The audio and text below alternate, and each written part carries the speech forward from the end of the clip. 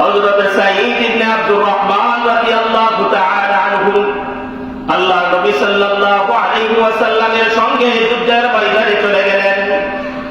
এই দিকে সাহাবাতুল আনসার রাদিয়াল্লাহু তাআলা আনহুকে বললেন, হে সাহাবা, তুমি আমার বাড়ির সব কিছুর দেখাশোনা, আমার ফ্যামিলির জিম্মাদারি আমি তোমাকে দিয়ে গেলাম। সাঈদ ইবনে আব্দুর রহমান রাদিয়াল্লাহু তাআলা আনহু আল্লাহর রাসূলের সঙ্গে যুদ্ধের ময়দানে চলে গেলেন। হযরত সাহাবাতুল আনসার রাদিয়াল্লাহু তাআলা আনহু তার বাড়ির সমস্ত কাজ দেখাশোনা করেছেন, কাজের দায়িত্ব নিয়েছেন।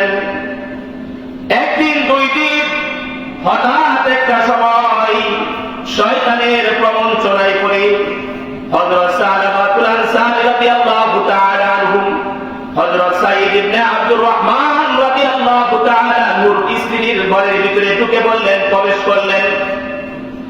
হযরত সাঈদ ইবনে আব্দুর রহমান রাদিয়াল্লাহু তাআলা আনহুর স্ত্রীর হাতের ভিতরে স্পর্শ করলেন। মহিলা মানুষ চিন্তা করলেন, তাকে আমি শক্তি দিয়া বাধা দিয়া তাকে আমি প্রতিহত করতে পারবো না। হযরত সাহাবাতুল আনসারকে ডাক দিয়া বললেন, হে সাহাবা, তোমার যে উদ্দেশ্য দেখা যাচ্ছে, তোমার তো জাহান্নাম ছাড়া তোমার কোনো উপায় দেখতেছি না। তুমি তোমার ভাইয়ের আমানতের ভিতরে আঘাত করছো।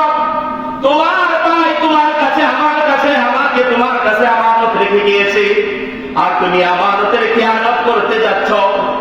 এই কথা যখন বললেন, এতটুকু কথা বলার পর হযরত সাহাবাতুল আনসার রাদিয়াল্লাহু তাআলা আনহু ওই সাঈদ ইবনে আব্দুর রহমান রাদিয়াল্লাহু তাআলা আনহুর স্ত্রীর হাতটা ছেড়ে দিলেন। ছেড়ে দিয়া ওইখান থেকে, মদিনা থেকে, তাহার বাসা থেকে, বাড়ি থেকে বের হয়ে এক নির্জনে চলে গেলেন। সেই জায়গায় যায় আল্লাহর কাছে ক্ষমা প্রার্থনা করতেছে। ওই দিক দিয়ে যুদ্ধ শেষ হওয়ার পরে আল্লাহ নবী সাল্লাল্লাহু আলাইহি ওয়াসাল্লামের সাহাবী হযরত সাঈদ ইবনে আব্দুর রহমান রাদিয়াল্লাহু তাআলা আনহু যখন বাড়ির দিকে আসতেছে, ওই সময়ের নিয়ম ছিল যে সমস্ত সাহাবীরা যুদ্ধের ময়দানে যেত, যারা বাড়িতে থাকত, ওই সমস্ত সাহাবীদেরকে ইস্তেকবাল করার জন্য, আগে আনার জন্য তাদেরকে রাস্তায় সামনে অগ্রসর হতো। সকলেই তাদের সাথী সঙ্গীদেরকে দেখতেছে, কিন্তু হযরত সাঈদ ইবনে আব্দুর রহমান রাদিয়াল্লাহু তাআলা আনহু তাকিয়ে দেখে যে আমার ভাই আনসারী ভাইকে তো দেখতেছি না, হযরত সাহাবাকে তো আমি দেখতেছি না। এইভাবে বাড়িতে চলে আসলেন। বাড়িতে চলে আসার পরে সমস্ত ঘটনা শোনার পরে ওনার স্ত্রীর কাছে হযরত সাঈদ ইবনে আব্দুর রহমান রাদিয়াল্লাহু তাআলা আনহু হযরত সাহাবাতুল আনসার রাদিয়াল্লাহু তাআলা আনহুর সন্ধানে বের হয়ে গেলেন। এক জায়গায় যারা পাহাড়ের কাছে হযরত সাহাবাতুল আনসার রাদিয়াল্লাহু তাআলা আনহুকে পেলেন। হযরত সাঈদ ইবনে আব্দুর রহমান রাদিয়াল্লাহু তাআলা আনহু ডাক দিয়ে বলতেছে, হে সাহাবা, চল চল বাড়ি ফিরে যাই।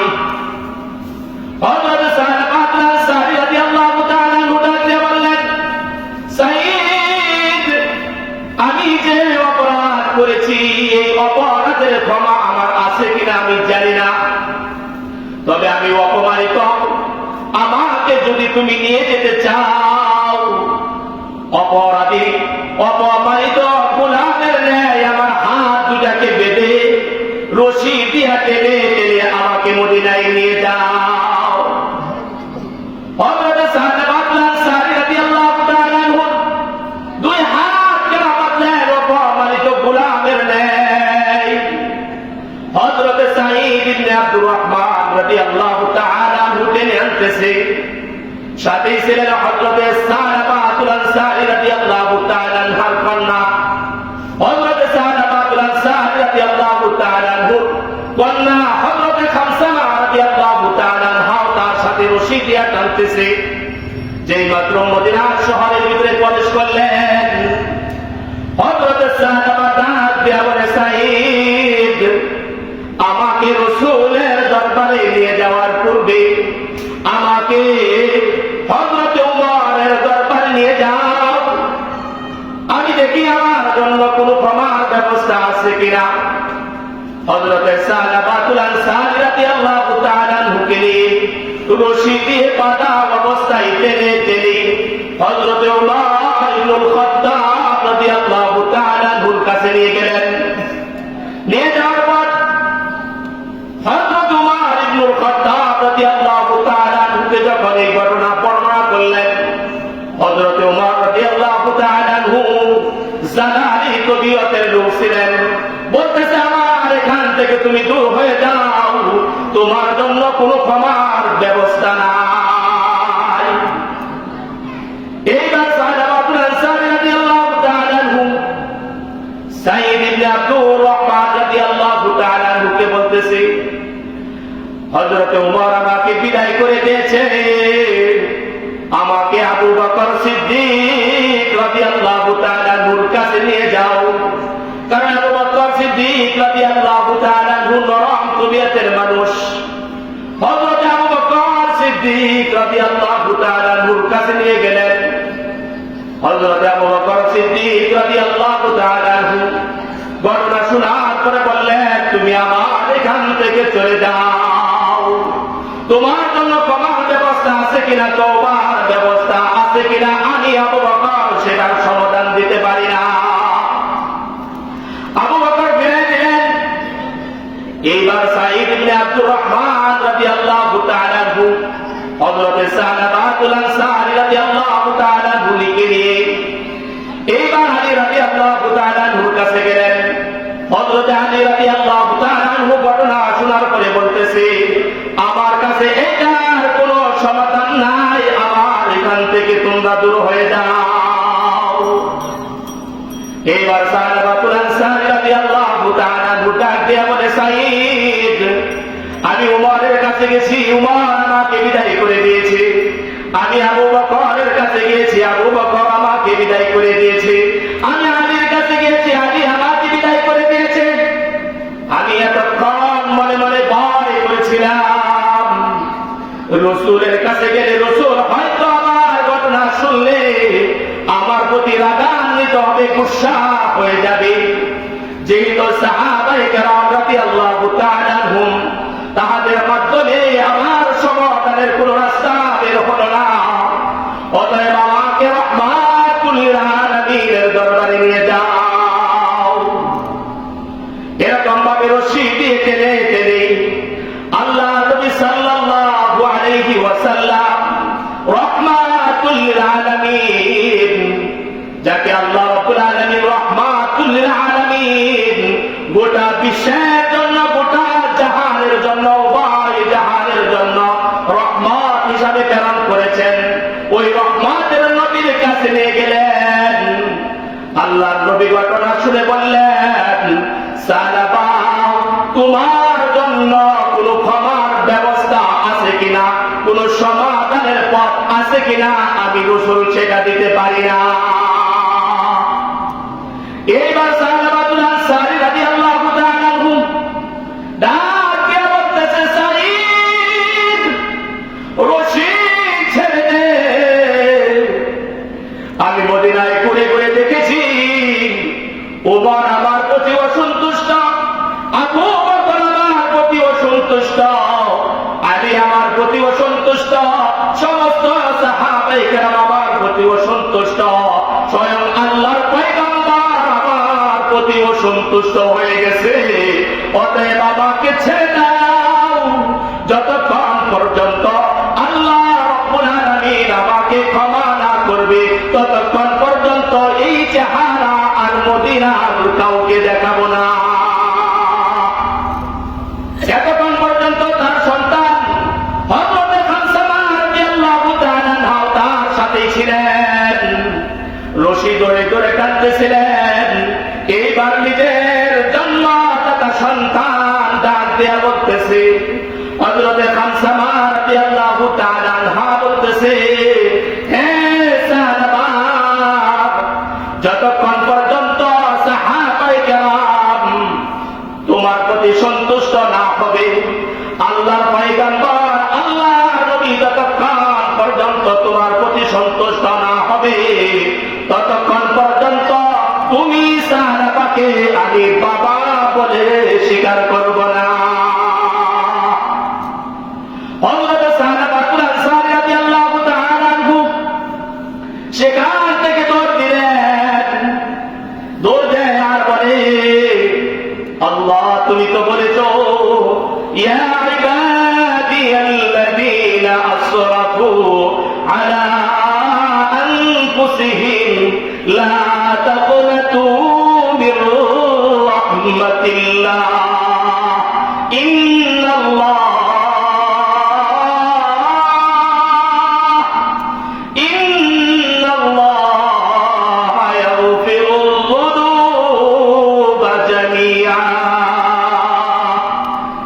তুমি বলেছ ইয়া ইবাদিয়াল্লাযীনা আসরাফু, যে সমস্ত বান্দারা নিজের নফসের উপর জুলুম করে, আলা আনফুসিহিম লা তাকনাতু মির রাহমাতিল্লাহ, তারা যেন আমি আল্লাহর রহমত থেকে নৈরাশ না হয়ে যায়। ও আল্লাহ, আমার প্রতি সাহাবায়ে কেরাম অসন্তুষ্ট হয়েছে, স্বয়ং আল্লাহ নবী আমার প্রতি অসন্তুষ্ট হয়েছে, আমি সকলকে ছেড়ে দিয়ে আমি তোমার দরবারে চলে আসলাম। ইয়া আল্লাহ তুমি তো রহমান, তুমি তো গফফার। এরকম বলতে বলতে পাহাড়ের চূড়ার ভিতরে চলে গেলেন। সেই জায়গায় যারা নির্জনে রাতের বেলা তখন সমস্ত মানুষগুলো ঘুমিয়ে যায়, সমস্ত পশু পাখিগুলো ঘুমিয়ে যায়, সমস্ত প্রাণীগুলো ঘুমিয়ে যায়। সেই সময় পাহাড়ের গুহার ভিতরে বসে বসে হযরত সাহাবাতুল আনসারী রাদিয়াল্লাহু তাআলা আনহু আল্লাহর দরবারে সিজদায় পড়ে দিয়া কান্দে আর কয়, মালিক আমি অপরাধ করেছি, গুনাহ করেছি। ইয়া আল্লাহ তুমি আমার গুনাহগুলোকে আল্লাহ তুমি মাফ করে দাও। এই দিয়ে হযরতে জিবরাইল আলাইহিস সালাতু ওয়াস সালাম আল্লাহর পয়গম্বরের কাছে আসলেন। আয়েশা বলতেছে, ইয়া রাসূলুল্লাহ, এই পৃথিবীর যত মানুষগুলো আছে এগুলোকে আপনি সৃষ্টি করেছেন নাকি আল্লাহ সৃষ্টি করেছে? আল্লাহর পয়গম্বর বলে, সবই তো আল্লাহ সৃষ্টি করেছে। জিবরাইল বলে, আল্লাহ আপনার কাছে জানতে চেয়েছে আপনার সাহাবী সাহাবাকে কেন আপনি তাড়িয়ে দিলেন? সাহাবা এমন তওবা করেছে, এত কান্নাকাটি করেছে, ওই কান্নাটা আল্লাহর কাছে পছন্দ হওয়ার কারণে, আল্লাহর কাছে খালেস দিলে তওবা করার কারণে আল্লাহ রাব্বুল আলামিন হযরতে সাহাবার তওবা কবুল করে নিয়েছে। আল্লাহ নবী আমার ডাক দিয়ে বলেন, আবু বকর কোথায় দাঁড়াও, হযরত ওমর কোথায়, আলী কোথায়? তিনজন সাহাবী দাঁড়িয়ে গেলেন, বলে তোমরা যাও আমার সাহাবাকে তোমরা খুঁজে নিয়ে আসো। এমন সময় হযরতে সালমান ফারসি বয়োজ্যেষ্ঠ সাহাবী ছিলেন, বৃদ্ধ সাহাবী, অনেক হায়াত পেয়েছিলেন। সালমান ফারসি রাদিয়াল্লাহু তাআলা ডাক দিয়ে বলতেছে, ইয়া রাসূলুল্লাহ, আপনিও তাদের সাথে যাওয়ার আমাকে অনুমতি দিয়ে দেন। আল্লাহ নবী অনুমতি দিলেন। চারজন মিলে তাকে খুঁজতে শুরু করলেন। মানুষের কাছে জিজ্ঞাসা করে, সাহাবা নামের কোন ব্যক্তিকে তোমরা চিনোনি? ওই এলাকার মানুষগুলো বলে, সাহাবা বলতে আমরা কাউকে চিনি না, তবে রাতের আধারের ভিতরে একজন আল্লাহর পাগল আছে, ওই যে পাহাড় দেখা যায়, ওই পাহাড়ের ভিতরে রাতের বেলা সেই জায়গায় চলে আসে, আর রাতের বেলা চিৎকার করে করে আল্লাহর দরবারে কান্নাকাটি করে। তখন ওনাদের আর বুঝতে বাকি রইল না যে উনি সাহাবা ছাড়া আর কেউ নাই। রাতের বেলা অপেক্ষা করলেন, রাত্র যখন হলো দেখা যায় ঠিক রাতে এমন আওয়াজ সেই পাহাড়ের গুহা থেকে আসতেছে। সবাই চারজন মিলে সেই জায়গায় গেলেন, যায় পিছন থেকে রাতে বলেন, সাহাবা মাথা উঠার কান্না করতে হবে না, আল্লাহ তোমার তওবা কবুল করে নিয়েছে। হযরতে সাহাবা মাথা উঠায় জিজ্ঞাসা করে দেখে, আবু বকর, উমর, হযরত আলী, সালমান ফারসি মাথা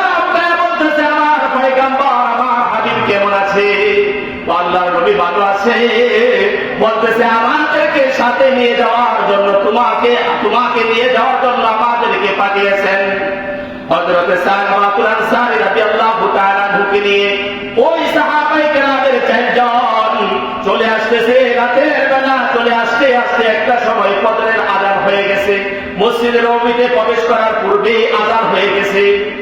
যে মাত্র মসজিদের নববীতে প্রবেশ করলেন, দেখা যায় ফজরের নামাজের জামাত শুরু হয়ে গেছে। আল্লাহ নবী সাল্লাল্লাহু আলাইহি ওয়াসাল্লাম ফজরের নামাজের ভিতরে সূরাতুত তাকাসুর, আলহাকুমুত তাকাসুর, এই সূরা তেলাওয়াত করতেছেন। নামাজের ভিতরে শরীক হইছে যে মাত্র হাত্তা যুরতুমুল মাকাবির, এতটুকু তেলাওয়াত করলেন। তেলাওয়াত করার সাথে সাথে নামাজের ভিতরে বিকট একটা আওয়াজ হলো। নামাজ শেষে আল্লাহ নবী সাল্লাল্লাহু আলাইহি ওয়াসাল্লাম নামাজ শেষে জিজ্ঞাসা করলেন কিসের আওয়াজ হয়েছে। দেখা যায় সাহাবা মাটির ভিতরে গড়াগড়ি শুরু করে দিয়েছে। এক পর্যায়ে সাহাবায়ে কেরামদেরকে বলতেছে তার মুখের ভিতরে একটু পানি দাও। মুখের ভিতরে পানি দিলেন, দেখা যায় এখন আর লড়াচড়া নাই। সালমান ফারসি রাদিয়াল্লাহু তাআলা বুকের ভিতরে হাত দিলেন। হাত দিয়ে দেখা যায় হযরতে সাহাবার প্রাণ পাখি আর তার সাথে নাই। সালমান ফারসি হাত দিয়ে বললেন সে তো আর দুনিয়াতে নাই। আল্লাহ নবী সাল্লাল্লাহু আলাইহি ওয়াসাল্লাম ওই সাহাবাতুল আনসারী রাদিয়াল্লাহু তাআলা গোসলের ব্যবস্থা করলেন, কাপড়ের ব্যবস্থা করলেন। কাপড়ের ব্যবস্থা করার পরে জানাজার জন্য সমবেত হলেন। জানাজার নামাজ পড়লেন। জানাজার নামাজ পড়ার পর যখন লাশগুলো নিয়ে কবরস্থানে যায়, সকলে লাশ কাঁধে নিয়ে কবরস্থানে যায়। হেঁটে হেঁটে যাচ্ছে। আল্লাহ নবী সাল্লাল্লাহু আলাইহি ওয়াসাল্লাম ওই বৃদ্ধ আঙ্গুলের ভিতরে পার করে করে পুরা পা ফেলাই নাই, বৃদ্ধ আঙ্গুলের ভিতরে পার করে করে ওই দিকে কবরস্থানে হাঁটতেছে। যখন কবরের মাটি দেওয়া হলো, মাটি দিয়ে যখন সমান করে চলে আসবে, এই সময় হযরত সাহাবায়ে কেরামের মধ্যে হয়তো আবু বকর বা উমর রাদিয়াল্লাহু তাআলা লক্ষ্য করলেন। দেখলেন আল্লাহ নবী বৃদ্ধ পায়ে বৃদ্ধ আঙ্গুলের উপর ভর করে করে যাচ্ছে। আল্লাহ নবী সাল্লাল্লাহু আলাইহি ওয়াসাল্লাম কেন পায়ের উপর ভর করে করে কষ্ট করে চলছেন? হযরত আবু উমর রাদিয়াল্লাহু তাআলা আল্লাহ নবীকে জিজ্ঞাসা করতেছে, ও আল্লাহর পয়গম্বর, কেন আপনি এত কষ্ট করে করে ওর জানাজার ভিতরে আপনি গেলেন? তার ঘাড়ের পিছে পিছে আপনি কেন এত কষ্ট করে গেলেন? পুরা পা কেন জমিনের ভিতরে আপনি ফেললেন না? আল্লাহ নবী বলেন, আমি যা দেখি তোমরা তা দেখো না। হযরত সালামা আল্লাহর দরবারে এমন তওবা করেছে, আল্লাহ রাব্বুল আলামিন তার তওবা কবুল করে নিয়া তার জানাজার ভিতরে আকাশ থেকে এত ফেরেশতা আল্লাহ পাক অবতীর্ণ করেছেন। তার জানাজার ভিতরে পা রাখার জায়গা এই জমিনের ভিতরে না। আল্লাহ নবী সাল্লাল্লাহু আলাইহি ওয়াসাল্লাম বললেন, এত ফেরেশতা আল্লাহ পাক তার জানাজায় অবতীর্ণ করছেন, ওই ফেরেশতাদের বীরের কারণে আমি হেঁটে যেতে পারি না, জমিনের ভিতরে সুন্দরভাবে পা রাখতে পারি নাই। মুফাসসিরে কেরাম লেখেন, আল্লাহ রাব্বুল আলামিন এই কারণে, এই সাহাবার ঘটনার কারণে আল্লাহ রাব্বুল আলামিন কোরআনে কারীমের এই আয়াত আল্লাহ রাব্বুল আলামিন নাযিল করে দিলেন, ওয়াল্লাযীনা ইযা ফাআলু ফাহিশাতান আও যালামু আনফুসাহুম যাকারুল্লাহ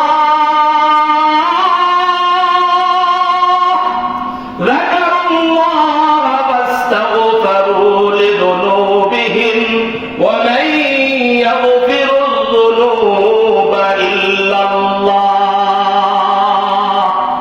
যারা নিজের নফসের উপর জুলুম করে, যারা নিজের উপর অপরাধ করার পরে নিজের নফসের উপর জুলুম করে, নিজের নফসের উপর জুলুম করার পরে আল্লাহ নিকট খালেস দিলে তওবা করে সতর্ক হয়ে যায়, সাবধান হয়ে যায়, আল্লাহকে স্মরণ করে, আল্লাহকে স্মরণ করলে আল্লাহ রাব্বুল আলামিন আলামিন ওই বান্দা বান্দীদের সারা জিন্দেগীর গুনাহ আল্লাহ তাআলা ক্ষমা করে দেয়।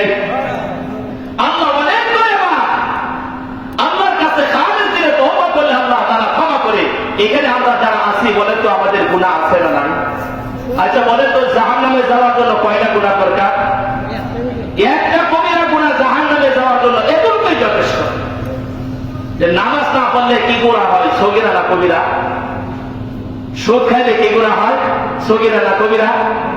মা বাবার কথা না মানলে কি গুনাহ হয়, কবিরা। এগুলো আমাদের মাঝে আছে না নাই? অসংখ্য সুদ খাওয়া, ঘুষ খাওয়া বলেন, মাপে কম দেওয়া বলেন, আরেকজনের আরেকটা বলেন, এই সব কিছু অংশ ঠকানো, বন্ধের অংশ ঠকানো, বাইরের অংশ ঠকানো, এগুলো আছে না নাই? এগুলো কি গুনাহ? এইগুলো সব হচ্ছে কবিরা গুনাহ। জাহান্নামে যাওয়ার জন্য কবিরা গুনাহ অনেকগুলো দরকার নাই, একটা কবিরা গুনাহ জাহান্নামে যাওয়ার জন্যই যথেষ্ট। আল্লাহর নিকট খালেস দিলে যদি তওবা করে, আল্লাহ রাসূল সাল্লাল্লাহু আলাইহি ওয়াসাল্লাম ইরশাদ করেছেন, তিন প্রকার চোখের জন্য জাহান্নামের আগুন হারাম। জোরে কোন সুবহানাল্লাহ। হুররিমাতিন নারু আলা সালাসাতি আয়ুন, আইনুন বাকাত মিন খাশিয়াতিল্লাহ।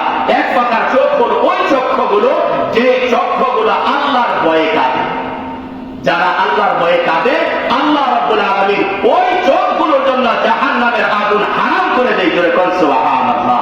আল্লাহ তাবারক ওয়া তাআলা আমাদেরকে আল্লাহ ভয়ে গুনাহ থেকে বিরত থাকা, যে গুনাহগুলো হয়েছে এই গুনাহের জন্য আল্লাহর কাছে অনুতপ্ত হওয়া এবং গুনাহগুলো ছেড়ে দিয়ে সামনে থেকে ভালো সুন্দর জীবন গঠন করার আল্লাহ পাক তৌফিক দান করুন। আমিন। ওয়া আখিরু দাওয়ানা আলহামদুলিল্লাহি রাব্বিল আলামিন।